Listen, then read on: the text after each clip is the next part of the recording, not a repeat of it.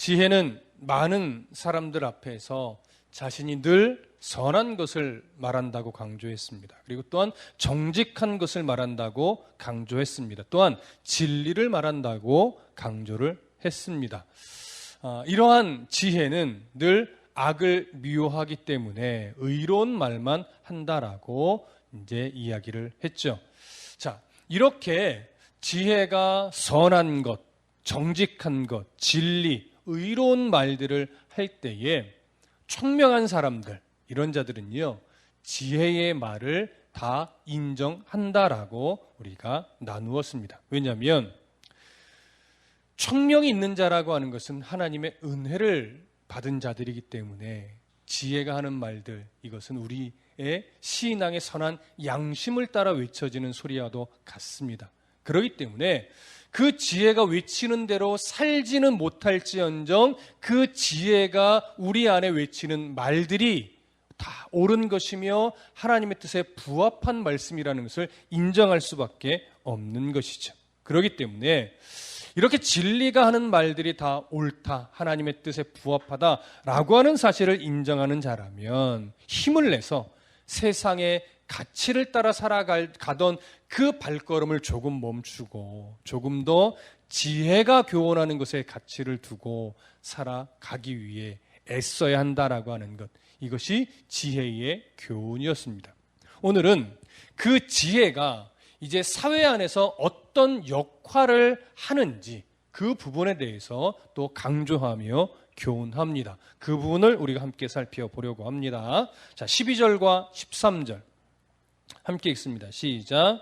나 지혜는 명철로 주소를 삼으며 지식과 근신을 찾아 얻나니 여호와를 경외하는 것은 악을 미워하는 것이라. 나는 교만과 거만과 악한 행실과 패역한 입을 미워하느니라. 자, 지혜가 이렇게 말합니다. 나 지혜는 명철로 주소를 삼는다. 자, 지혜가 명철로 주소를 삼는다라고 하는 것이 어떤 의미일까요? 이는 지혜의 주소가 명철이라고 하는 의미겠죠. 아주 기본적으로는. 그러면 지혜의 주소가 명철이라고 하는 것은 결국 뭐냐면 지혜와 명철은 함께 살아간다는 얘기예요. 그럼 지혜와 명철이 함께 살아간다는 것은 또 어떤 의미겠어요? 지혜가 곧 명철이라는 의미죠. 또한 지혜와 명철은 구분될 수 없는 관계라고 하는 거예요. 물론 강조점은 조금 다를지 모르나 지혜와 명철은 따로따로 분리되는 것이 아니다라고 하는 의미가 돼요. 그럼 여기에 언급된 명철은 어떤 의미냐? 히브리어로는 오르마라고 하는 단어를 사용합니다. 그 단어가 가지고 있는 중요한 의미는 뭐냐면 신중하다, 사려가 깊다, 이런 의미가 돼요. 그렇기 때문에 지혜가 명철과 함께 살아간다는 얘기는 뭐냐면요, 지혜는 항상 그 지혜를 소유한 자에게 사려 깊음을 준다는 얘기예요. 신중한 태도를 준다라고 하는 의미가 돼요. 그러니까 지혜를 소유했다, 하나님의 지혜를 가지고 있다라고 우리가 여긴다면 그러한 자들의 삶을 잘 살펴보십시오. 한마디 한마디, 행동 하나하나, 발걸음 하나하나가 매우 신중해요. 사려 깊이 말하고요, 사려 깊게 행동하고요, 사려 깊게 한 걸음 한 걸음씩 걸어갑니다. 그렇기 때문에 지혜로운 자는, 하나님의 지혜를 가진 자는 조급해하거나 성급해서 함부로 말하거나 함부로 행동하는 일이 많이 없어요. 전혀 없다는 얘기는 아니에요. 그러나 점차 줄어듭니다. 그게 뭐냐면요, 다듬어지는 거예요. 종종 그런 말씀드리죠. 하나님이 우리에게 주신 성향은 바뀌지 않아요. 하나님, 나의 성향을 바꿔주십시오 라고 기도하는 것은 사실 잘못된 기도예요. 하나님, 하나님이 나에게 주신 이 성향이 하나님이 주신 말씀으로, 지혜로 잘 다듬어져서 하나님, 바르게 성숙하게 사용되어질 수 있도록, 다시 얘기하면 사려 깊게 나의 성향이 사용되어지도록, 나와 같은 성향이 더 신중하여서 하나님이 원하시는 대로 사용되어지도록 도와주십시오. 이렇게 기도하는 것이 옳다라고 하는 것이죠. 그렇기 때문에 지혜는 우리를 또 우리의 성향들을 더 사려 깊게 만들어줍니다. 더 신중하게 살아가는 자로 도와주는 거예요. 이게 지혜의 역할이고 지혜가 명철과 함께한다. 지혜가 명철로 주소를 삼는다라고 하는 의미에 담겨 있는 중심입니다. 자, 이렇게 지혜가 신중한 태도를 가지고서 우리에게 또 어떤 유익을 주느냐면요. 지식과 근신을 찾아 얻게 한대요. 지식과 근신. 자, 여기서 지식이라고 하는 것은요, 인생의 어떤 경험들을 통해서 축적된 지혜예요. 근데 그리스도인들이, 믿음의 사람들이 인생의 경험을 통해서 축적된 지식이라고 하면 그것은 그냥 세상적인 지식일까요? 하나님의 은혜 가운데 얻게 되는 지식일까요? 하나님의 은혜 가운데 얻게 되는 하나님을 바르게 아는 지식에 더 가깝습니다. 또한 근신이라고 하는 것은요, 어떤 상황들, 어떤 계획들, 어떤 일들을 하나님의 은혜 안에서 올바르게 이해하고 판단하게 만드는 정신적 능력이에요. 그렇기 때문에 지혜를 가진 자는요, 그 인생 속에 일어나는 수많은 일들, 또 내 안에 어떤 계획하고 실행하는 여러 일들을 하나님의 시선으로 바라보게 돼요. 판단하게 돼요. 그리고 그것을 추진하게 돼요. 그렇기 때문에 인생을 함부로 살지 않게 됩니다. 인생을 정말 신중하게 살아내면서 하나님이 기뻐하는 삶의 방향으로 살아가려고 부단히도 노력해요. 그렇기 때문에 시간을 낭비하지 않으려고 참 애쓰게 됩니다. 그러다 보면 자연스럽게 인생의 어떤 과정들을 통해서 고백하게 되는 것이 뭐냐면, 사람이 자기의 길을 계획하지만 결국 그 걸음을 인도하는 분은 하나님이라는 사실을 고백하게 되죠. 인정하지 않을 수 없게 돼요. 왜냐하면 인생을 통해서 한 걸음 한 걸음 가다 보면 하나님의 지혜가 있는 자들은요, 신중하게 살아간다고 말씀드렸잖아요. 그 신중함을 통해서 또 지식과 근신을 얻어요. 경험을 통해서 하나님이 어떤 분인지를 알게 되고 하나님이 어떤 분인지를 알게 되니까 마주하는 상황들 속에서 하나님이 기뻐하는 판단을 하게 되고 선택을 하게 되고 한 걸음씩 그 길로 가게 되는 어떤 용기를 얻는단 말이에요. 그러면 그 과정들이 쌓이다 보면, 정말 하나님이 주신 인생을 살아갈 때 계획은 내가 하는 것처럼 여겨질 수 있으나 그 걸음걸음을 정말 세밀하게 인도하시는 분은 하나님이구나. 이걸 인정하게 되고 고백하게 되는 거예요. 그래서 이 고백은요, 결코 짧은 인생을 통해서 고백되어지지 않아요.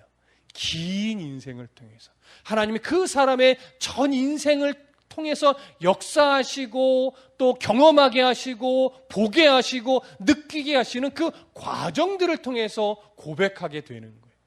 그래서 청년의 때도 물론 고백할 수 있죠. 그러나 아직은 깊은 경험이라고 볼 수는 없는 거예요. 조금 더 인생의 세파를 경험하고 모진 풍파를 경험하는 과정 속에서 더 깊은 고백을 하게 되는 거죠. 그러게 되면 점차 우리의 삶이라는 게 뭔지를 이해하게 되고 그 삶을 하나님께 내어드린다라고 하는 것이 무엇인지를 정말 믿음 깊이 고백하는 순간이 오게 되죠. 그 과정들이 쌓여서 점차 우리들의 입술에요, 내 인생에 대한 불평이 점차 사라지는 거예요. 원망의 입술이 점차 줄어드는 거예요.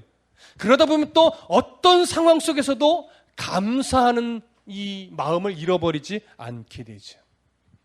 이것이 지혜가 하는 역할입니다. 우리 안에 주시는 하나님의 지혜가 이 역할을 하는 거예요. 그래서 지혜라고 하는 것은요, 전 인생을 통해서 우리의 삶에 발휘되고 영향을 주고 그 필요한 일들을 이루어가는 거예요. 그러니 하나님의 지혜라고 하는 것은요, 어느 날 성경 한번 통독했다고 주어지는 것이 아니에요. 어느 날 수련회 한번 가서 큰 은혜를 받았다라고 하나님의 지혜가 주어지는 것이 아니에요. 지혜는 인생의 걸음과 함께 가는 거예요. 인생의 모든 풍파들과 함께 가는 거예요. 그러면서 하나님을 알아가게 만들고, 그러면서 더 하나님 앞에서 은혜를 발견하게 하고, 그 걸음 가운데 세밀하게 역사하시는 하나님을 보게 하는 거죠. 그러니 여러분, 이런 지혜가 우리의 전 인생을 통해서 우리의 삶에 역사하고 또 중요한 역할들을 해내니까 여호와를 경외하지 않을 수 없게 되죠. 여호와를 경외하는 삶을 살게 돼요. 그러니까 여호와를 또 경외하면서 살아가게 되면 결국 우리의 성품이 누구를 점차 닮아가는 거예요? 하나님의 성품을 닮아가는 거예요. 그러니 악을 미워하게 되죠. 그것이 하나님이 싫어하는 것들이니까. 그럼 여러분, 하나님의 지혜를 가진 자는 점차 악을 미워하게 되고 악에서 떠나게 될 수밖에 없는데, 성경은 또 오늘 잠언은요, 악을 미워한다는 것을 어떻게 표현하냐면 이렇게 말해요. 교만과 거만과 악한 행실과 패역한 입을 미워하는 것이라고 정리를 합니다. 자, 여기 언급된 교만, 여러분 뭘까요? 우리가 잘 알고 있지만 내가 남들보다 우월한 자라고 여기며 자만하는 것이 바로 교만이에요. 거만이라는 건 뭡니까? 내가 가진 것보다 더 큰 것을 소유한 것처럼 과시하려고 더 부풀리면서 거드름을 피우는 이런 태도, 이게 거만이지요. 악한 행실은 뭡니까? 하나님이 싫어하는 것인 줄 뻔히 알면서도 거침없이 그 행동을 하는 거예요. 이런 것들이 악한 행실이. 패역한 이유는 뭡니까? 진실을 왜곡하고 거짓을 말하는 것, 위선적으로 말하는 것, 하나님이 기뻐하지 않는 말을 서슴없이 하는 것들, 이런 것이 바로 패역한 입이에요. 근데 여러분, 우리가 지금 교만, 거만, 악한 행실, 패역한 입, 이것을 조금 정리했는데 잘 생각해 보십시오. 나와 전혀 상관없는 것들인가요? 이 내용들이 결코 나와 상관없는 내용이 아니에요.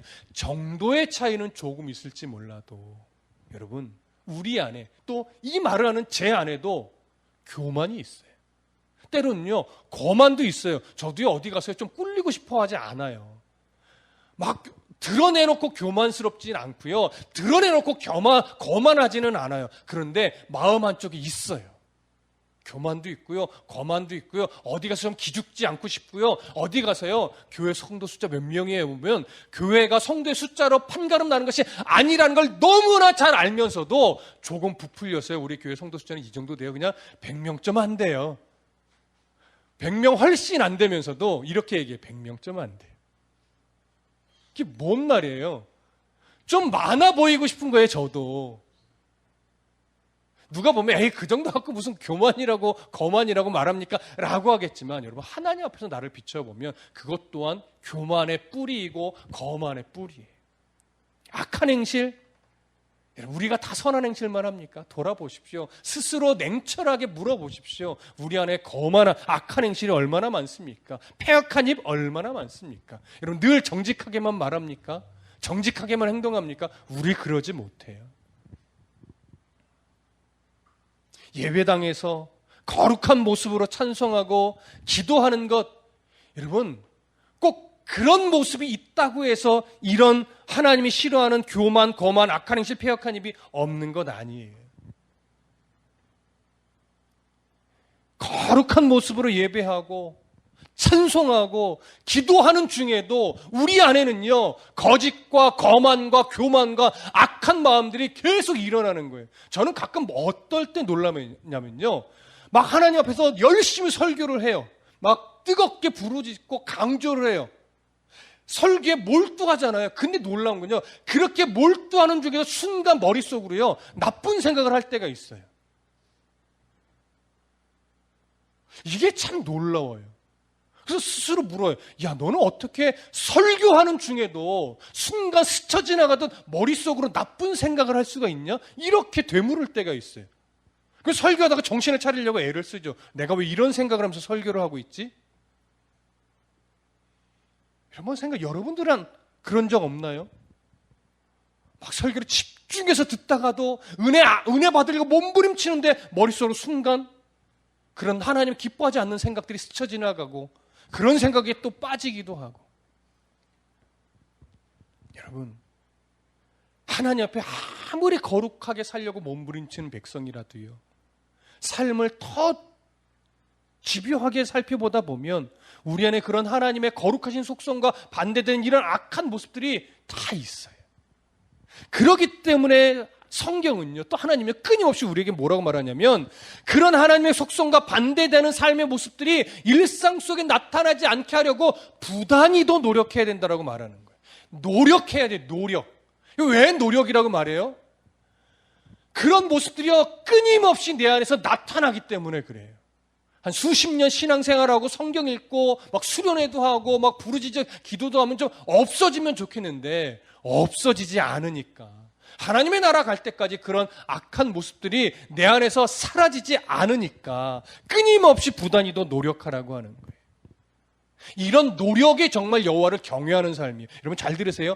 여호와를 경외하는 삶이라고 하는 것은요, 하늘을 우러러 한 점 부끄러움 없이 옳은 생각만 하고 옳은 말만 하고 옳은 행동만 하고 거룩하게 예배하고 찬송하고 기도하고 이런 삶으로 가득 찬 것이 여호와를 경외하는 삶이 아니에요.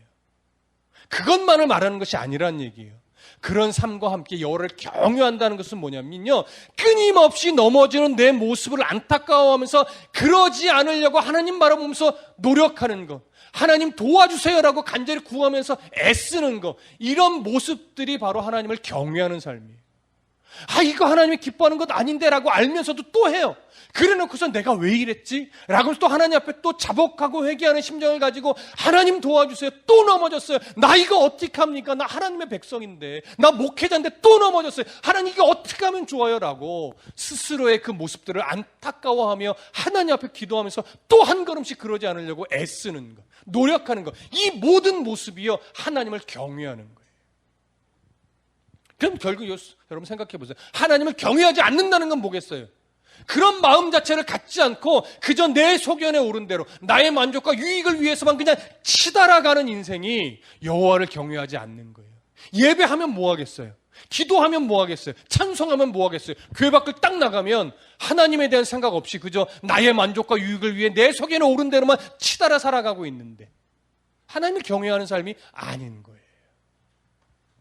여러분 넘어져도 돼요. 때로는요 넉다운 될 수도 있어요. 때로는 절망 가운데 놓을 수도 있어요. 때로는 불평과 원망의 입술로 가득 찰 수도 있어요. 하지만 그러다가도 하나님, 내가 하나님의 백성인데 내가 왜 이렇게 절망만 하고 있죠? 내가 왜 이렇게 원망만 하고 있죠? 내가 왜 이렇게 주저앉아 있기만 하죠? 날 좀 도와주세요. 일어나게 도와주세요. 이제는 불평보다는 감사하고 원망보다는 기뻐할 수 있도록 날 좀 도와주세요. 라고 기도할 줄 아는 것, 이렇게 일어나려고 몸부림치는 것, 이것이 하나님을 경외하는 거예요. 그래서 여러분, 신앙의 훈련은요 교회 안에서 하는 거예요. 그 다음에 신앙의 삶은요 교회 밖에서 하는 거예요.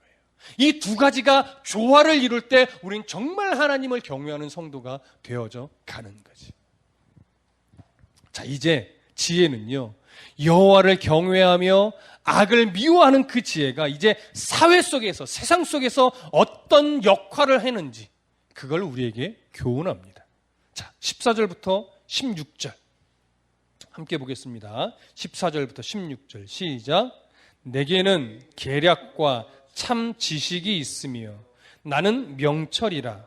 내게 능력이 있으므로 나로 말미암아 왕들이 치리하며 방백들이 공의를 세우며 나로 말미암아 재상과 존귀한 자 곧 모든 의로운 재판관들이 다스리느니라. 자, 여기 보니까 지혜가 먼저 이렇게 말합니다. 나에게, 지혜 그 자신에게 계략과 참 지식이 있으며 나는 명철이라. 내게 능력이 있다, 이렇게 말합니다. 자, 여기서 계략으로 번역된 히브리어는요 다른 사람을 향해서 진심 어린 충고나 조언을 할 수 있는 그런 지혜를 말하는 거예요. 성경의 대표적인 예를 들면 모세가 백성들을 지혜롭게 재판할 수 있도록 누가 돕죠? 장인 이드로가 도와요. 그건 세상적인 지혜지만 그 세상의 지혜는 누구로부터 온 거예요? 하나님으로부터 온 거예요. 세속적인 지혜가 아니에요. 이 세상의 모든 지혜는요 하나님으로부터 온 거예요. 근데 그걸 악하게 이용하는 것이 사단의 영향력이고 우리의 죄성일 뿐이에요.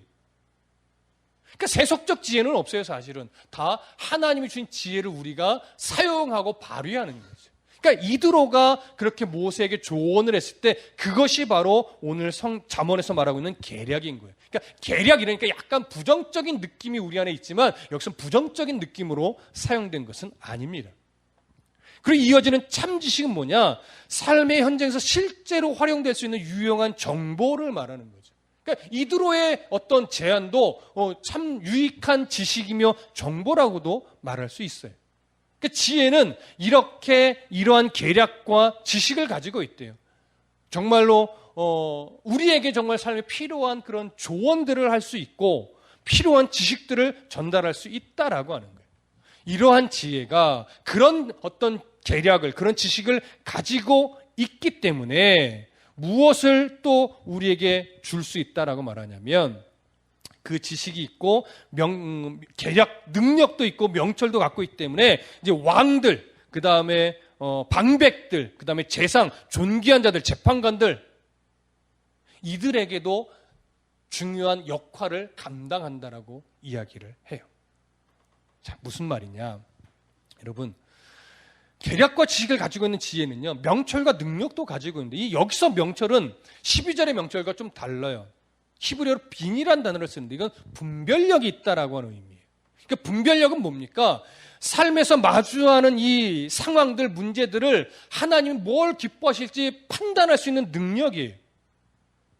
그리고 능력으로 오늘 잠언에서 기록된 이것은 히브리어로 게브라라고 하는데 추진력을 의미합니다. 추진력. 그러니까 삶에 일어나는 어떤 문제들을 바르게 분별하고 판단해서 올바른 선택을 하고 그걸 추진해낼 수 있는 능력들을 다 말하는 거죠. 자, 이러한 요소들이 지혜는요, 누구에게 지금 필요해서 영향을 미친다라고 말하냐면 첫 번째는 왕이에요. 물론 백성들에게도 필요하죠, 당연히. 그런데 지혜는요, 무엇보다도 이러한 어떤 지혜가, 이러한 능력이, 이런 분별력이, 이러한 어떤 추진력이 왕에게 필요하대요. 그리고 또 왕뿐만 아니라 누구요? 그 옆에서 또 같이 나라를 다스리는 방백들, 그 다음에 재상과 존귀한 자, 또 재판관, 이들을 재판관들을 말이에요. 이들에게 이런 지혜가 필요하다라고 강조를 해요. 여러분, 왜 이들에게 이런 지혜가 필요할까요? 왕들이, 그 다음에 권세자들이, 재판관들이 이런 지혜를 가지고 있어야 백성들이 고달프지 않기 때문에 그래요. 왕이 여호와를 경외하며 이런 지혜를 소유하고 있다라고 생각해 보십시오. 그러면 얼마나 올바른 통치를 하겠어요? 그러면 이로 인해서 백성들의 삶이 얼마나 평안하겠습니까?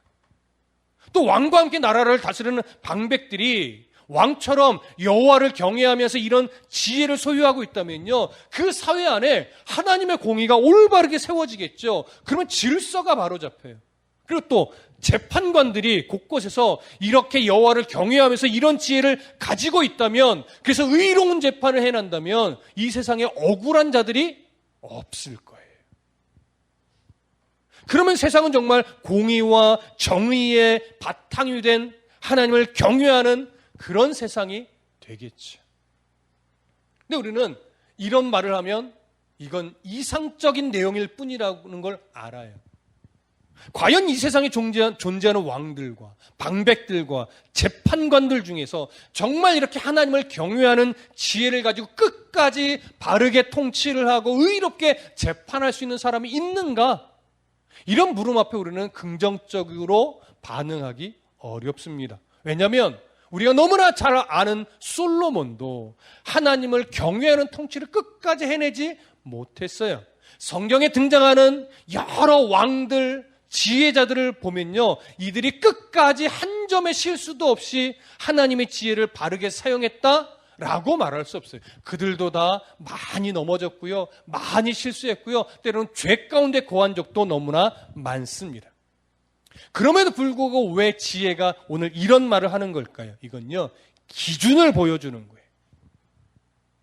왕들도, 관리들도, 재판관들도 이런 기준으로 나라를 다스리고 재판을 해내야만 한다. 그러니 너 자신이 정말 이러고 있는가를 스스로 점검하고 돌아보라는 거예요. 이렇게 하지 못하는 자신을 인정하고 하나님의 도움을 구할 줄 아는 왕이 정말 지혜로운 왕이라는 거예요. 온전하게 이러지 못하는 자신을 인정하고 하나님의 도움을 구하는 관리나 재판관이 정말 지혜로운 자라는 의미예요. 그리고 또 하나, 우리들의 시선에서 본다면요, 이렇게 올바르게 하나님 앞에서 통치하지 못하고 재판하지 못하는 왕들이나 방백들이나 재판관들을 바라보면서 그저 부정적인 말만 쏟아내는 것이 아니라 그들을 위하여 기도할 줄 아는 자가, 그들에게 하나님의 지혜가 주어지기를 정말 소망하며 기도할 줄 아는 자가 정말 지혜로운 자라는 걸 강조하고 싶은 거예요. 저는 이 말씀에 너무 찔렸어요. 사람마다 정치적 성향이 다르고 또 대통령을 바라보는 시선이 다르잖아요. 그러니까 이태희 목사, 당신은 어떻습니까? 그러면 저는 좀 부정적으로 바라봐요. 지금의 정부를, 지금의 대통령을.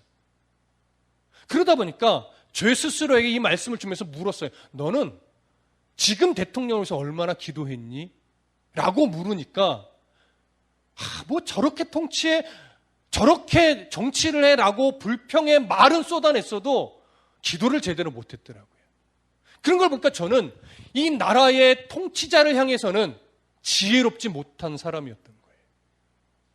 여러분요, 정말 못해서 불만을 표출할 수 있고 왜 저렇게 해라고 불만의 말을 할 수 있어요. 그걸 하지 말라는 건 아니에요. 그건 뭐 각자의 성향이고 각자의 생각이니까 그걸 뭐라고 하는 것이 아니라, 그러기 전에 정말로 이 통치자는 하나님이 내신 거라고 인정을 하면서 얼마나 정말 안타까운 마음으로 기도를 해준 적이 있는가. 성경은요, 기도할 수 있는 자가 지혜로운 자라는 거예요. 제발 욕을 하더라도 기도하면서 좀 해라, 이거죠. 불평을 하더라도 기도하면서 좀 해라. 왜냐하면 조금이라도 바뀌어야 우리에게 유익한 거니까. 조금이라도 올바르게 해내야 우리에게 유익한 거니까, 백성들에게. 그래서 성경은요, 뭐가 지혜냐?